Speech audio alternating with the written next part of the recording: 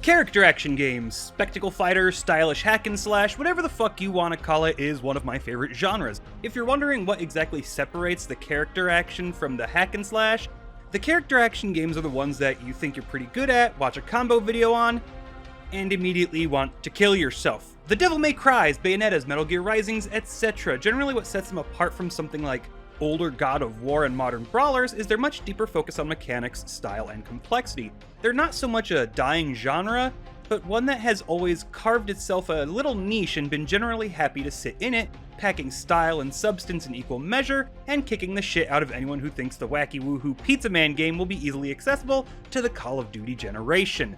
But that also means you really have no fucking clue when the next one will come out. Due to being much deeper and more flashy than your standard brawlers, they require a fuckload more time and effort in development, so even when you do know it's coming, you spend years in silence wondering if Grandma is even still alive. Not for the faint of budget or time to develop, so imagine my shock when a mid-tier developer puts out a demo for one and it's actually pretty damn good. That's where Reply Game Studio comes in and we get to take a look at some stupid anime bullshit with Soulstice.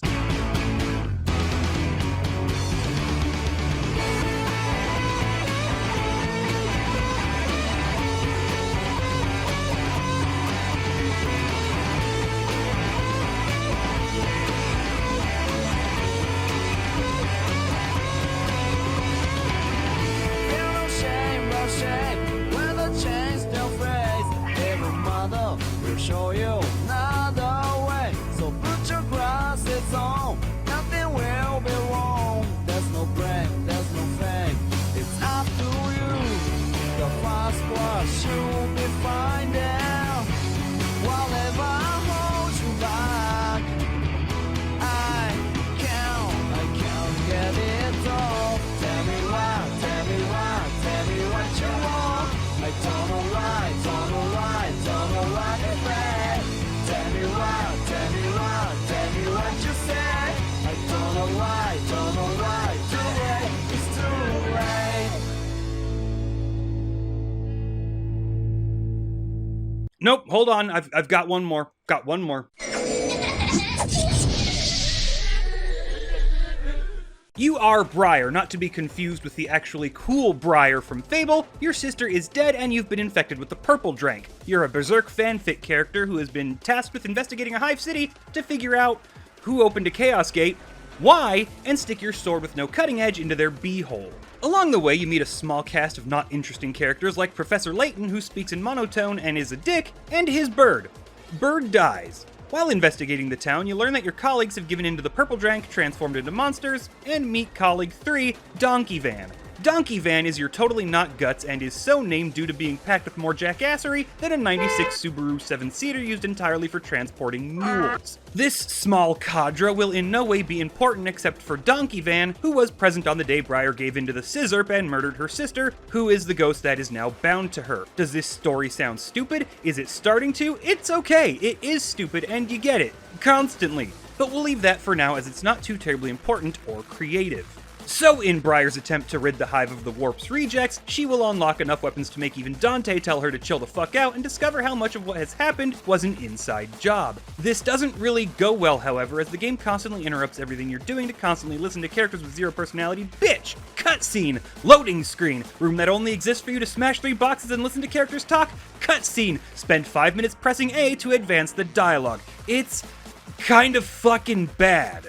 In the first 5 hours, I spent maybe 2 of them actually playing the game, and most of that gameplay was spent taking my rage out on crates. 70% of this game is listening to women bitch and crushing box. So I guess that makes it a marriage simulator.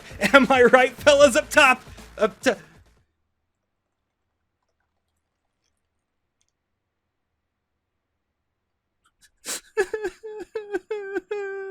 This isn't a joke, by the way. The game will make you watch multiple cutscenes in a row, then make you spend 10 minutes pressing a button to advance dialogue, then you have to walk down an empty street while the characters continue to talk. And when they stop talking, about 45 seconds later, they will start cycling through a series of dialogues that just play randomly. And it's really fucking annoying. I'm not joking. You will go almost 30 minutes at a time just listening to people talk with zero gameplay, but you have to keep pressing buttons and a direction. This game has zero replayability because I can skip all the cutscenes in the world, but segments that demand I walk over to an object just to activate it, just to listen to 3 minutes of monologue, can't be skipped because they have to be mashed through. It's painful. Combine the Borderlands levels of please just shut the fuck up for 2 minutes with mopey voices saying literally nothing, and the characters and story become intolerable very fucking fast.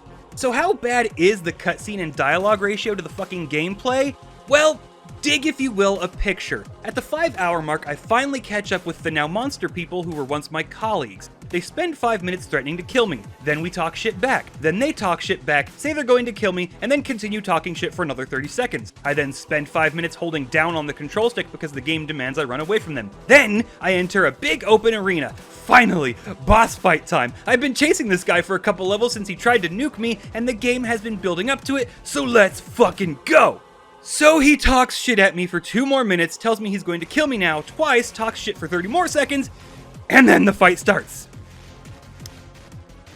And I can't damage him. So I spend a full minute just avoiding attacks when his colored weak points pop up, and finally it clicks.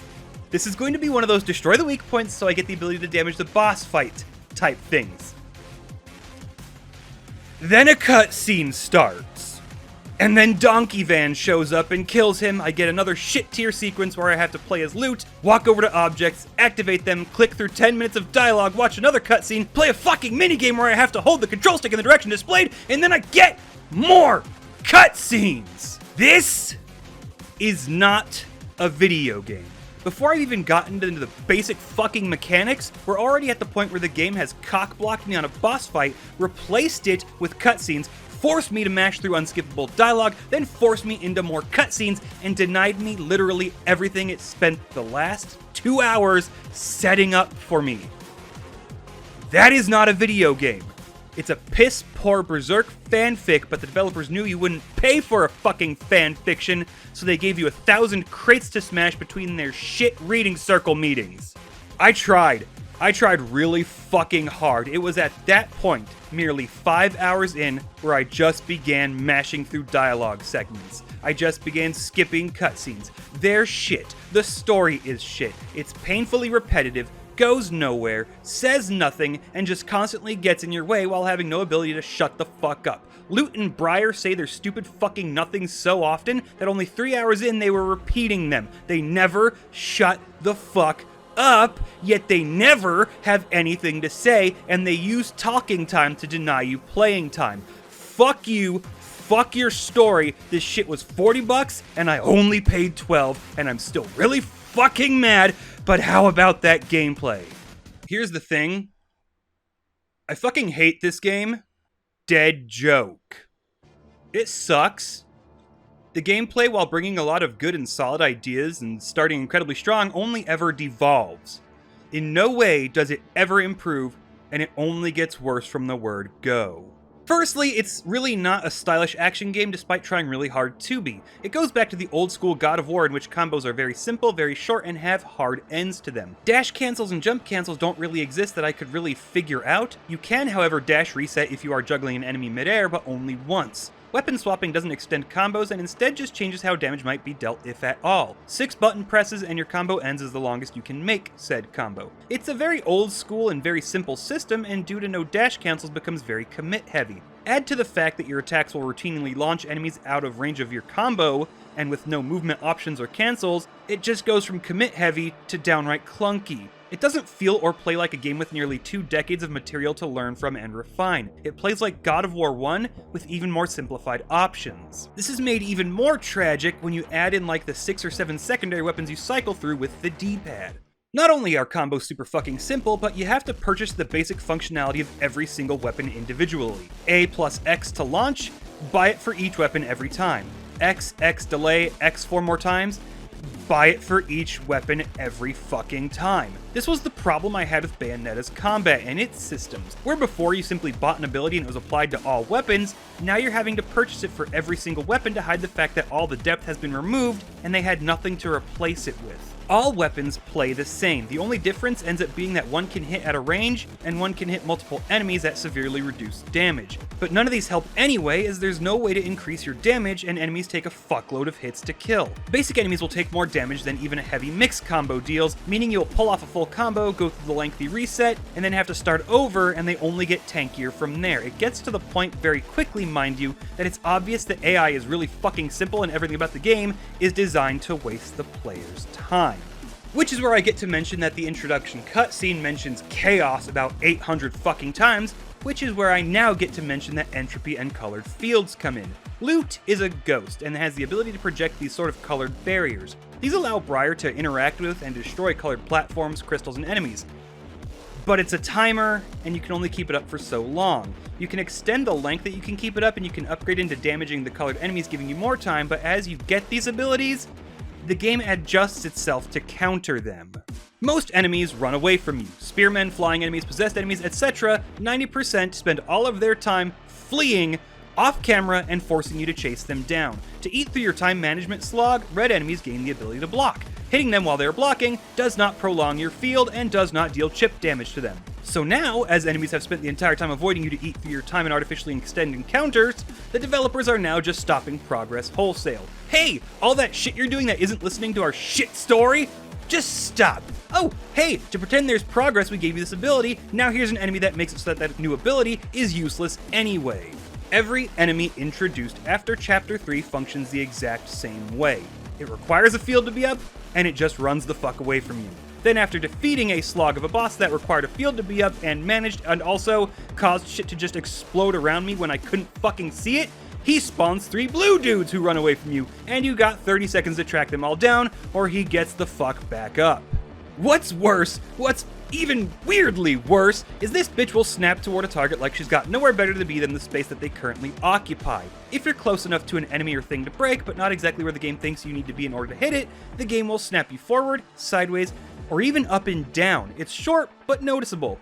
And it becomes very noticeable mid-air, where when trying to destroy crystals, Briar will routinely be unable to smack what's right the fuck in front of her, with the game forcing her back and forth and running full 360s around shit, swinging wildly but unable to break the thing her weapon is colliding with.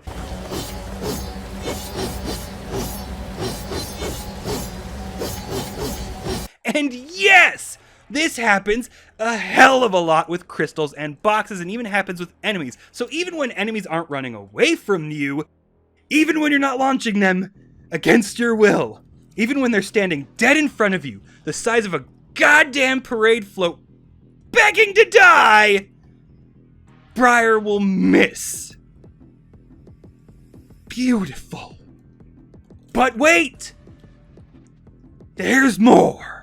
Something that really intrigued me from the demo was the static camera. You know how it is, a camera that shows off the stunning vistas and great levels that they have designed. Sure, it's all muddy blues and grays with zero variation, but there's actual level design. It's pulled back, makes the world big, and lets you do fun platforming. This game shows how not only can you still make these games the way they used to, but also shows how pulling the camera in not only limits the scope of your game and oversimplifies it, but is an active choice to do so.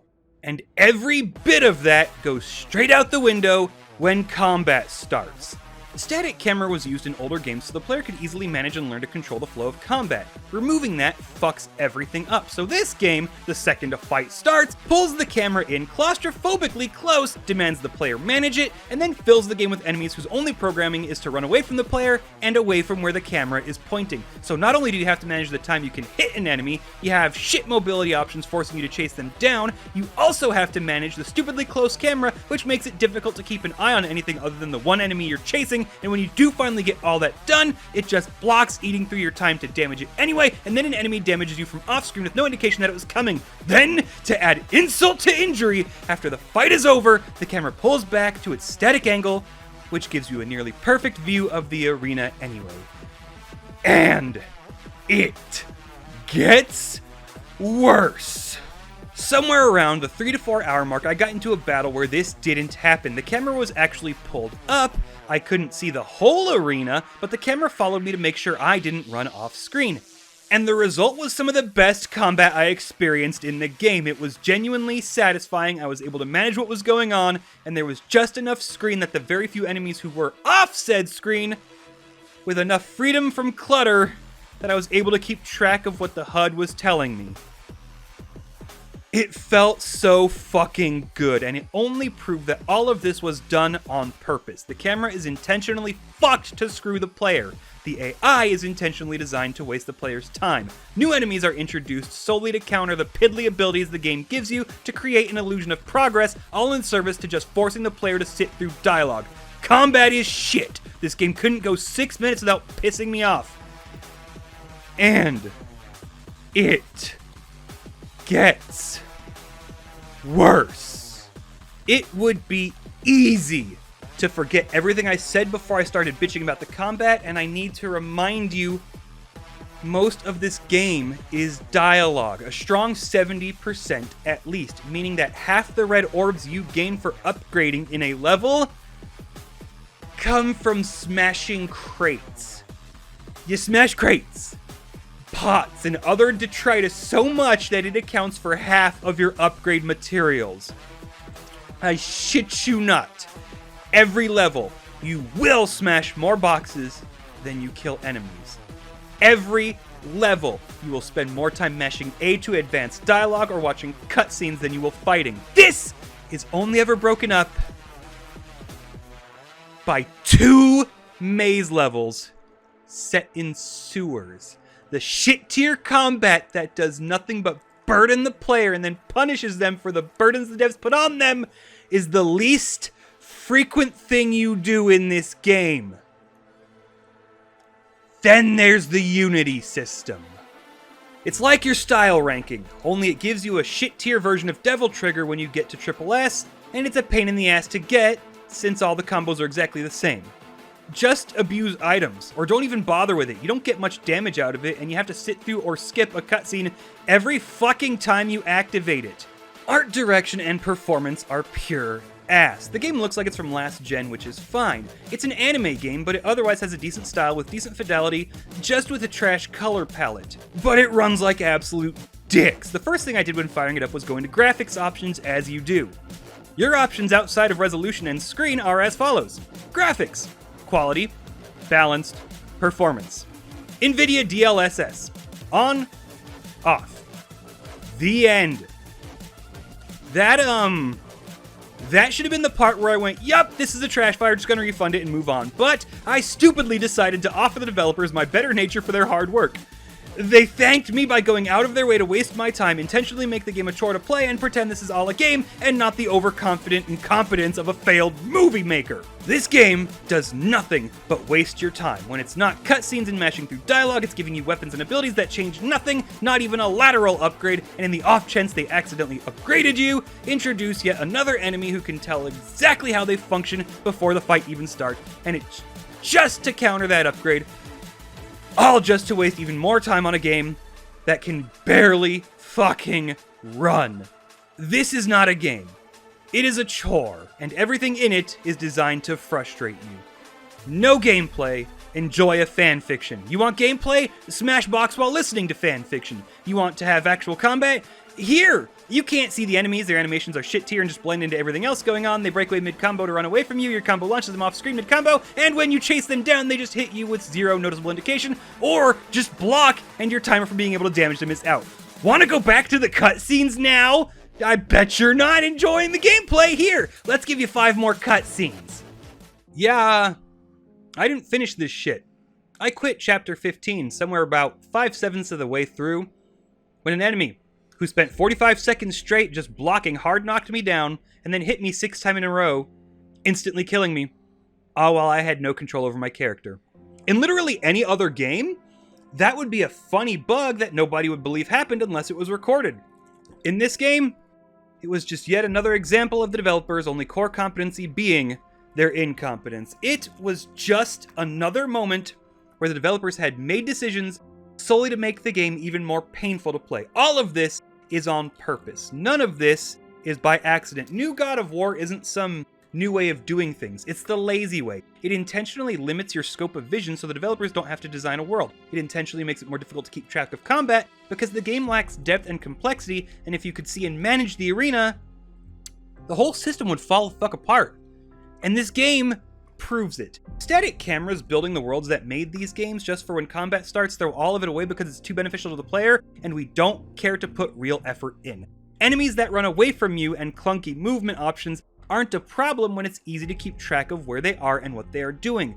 But it also makes combat a hell of a lot easier for the player to get good at, which means a fight that took 5 minutes now only takes 2, and the players are starting to get a good feel for how little there is to the game. So if you overburden them, punish them for your decision to overburden them, they may not notice when the game completely lacks substance and is only designed to hinder them.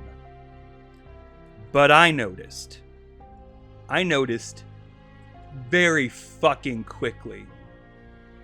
And I gave you the benefit of the doubt even after having fucking noticed.